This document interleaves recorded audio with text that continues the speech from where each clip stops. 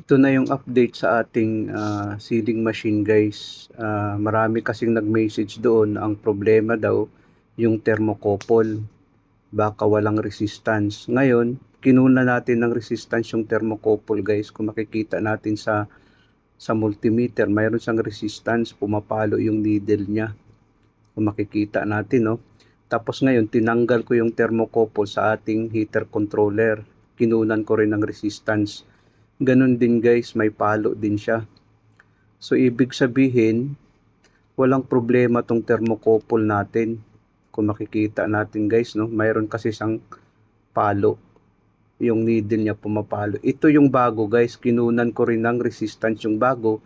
Pareho lang, pumapalo din. Yan yung thermocouple na bago, pumapalo din yung multimeter natin yung needle niya. So walang pagkakaiba silang dalawa. So ang ibig sabihin guys, yan talaga ang problema. Yung heater controller na yan, mayroon talagang problema yan. Kasi nga ayaw niya magbigay ng init. Wala siyang ibabato na init para paandarin niya yung relay. Ngayon kung titignan natin, no, kung i-on natin, ganun lang siya guys, no. Yung heater controller natin, kung makikita natin, nagsisiro-zero siya.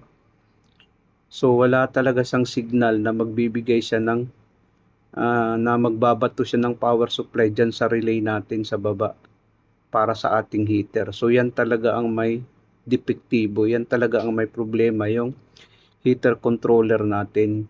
Yan siya guys. Kaya salamat din sa mga nag-comment kasi nabasa ko doon, madalas talaga comment na thermocouple. Ngayon yung heater naman natin guys, no, kinunan ko ng resistance, okay naman. Mayroon naman sang resistance yung heater natin.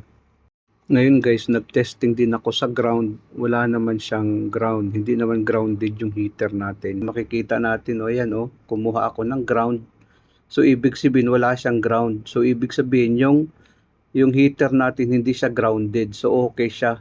Okay yung heater natin. Hindi siya grounded. Yan, nag-check kasi ako sa body ground.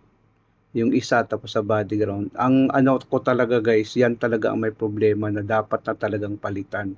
Ngayon i-update ko na lang kayo pag makakabili na ako ng bago. Maraming salamat sa mga nag-comment na tumulong sa akin. Mostly kasi ang comment na doon, ang thermocouple ang may problema.